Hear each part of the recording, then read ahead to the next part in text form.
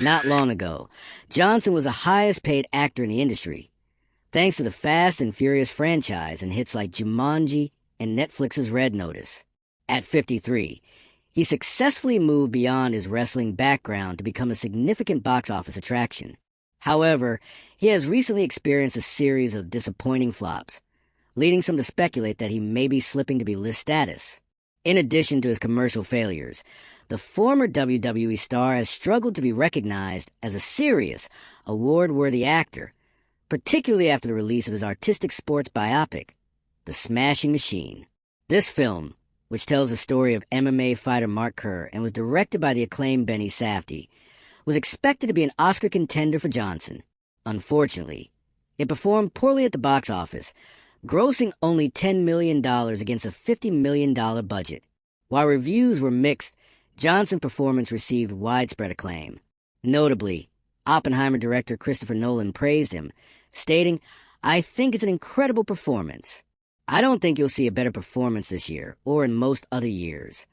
Johnson addressed the film's disappointing performance in an emotional post last week, acknowledging that while box office results are beyond control, one can control their performance and dedication.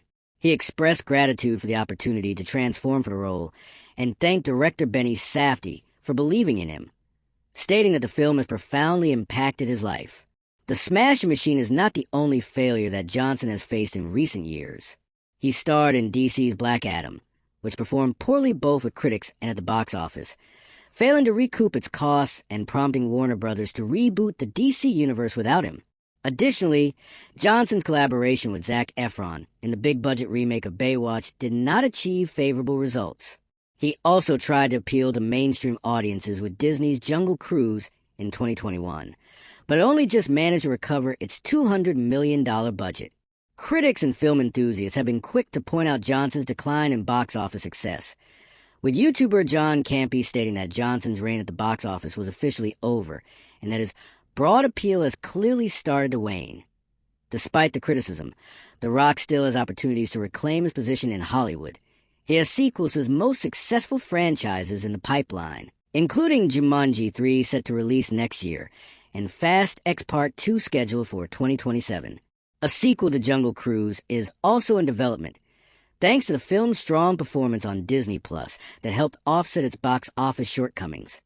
Furthermore, Johnson will lead a live-action adaptation of Moana, which is anticipated to be a major success given the animated Moana's billion-dollar earnings last year. Outside of mainstream films, Johnson and director Benny Safdie are getting another chance to work together despite the setback of The Smashing Machine.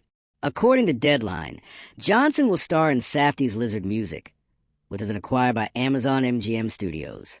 The studio expressed excitement about collaborating again with the talented Dwayne Johnson and working for the first time with the creative mind of Benny Safdie on Lizard Music. They noted their inspiration from the duo's previous work on the critically acclaimed The Smashing Machine and expressed enthusiasm for this imaginative and unique story, feeling fortunate to be their studio partner.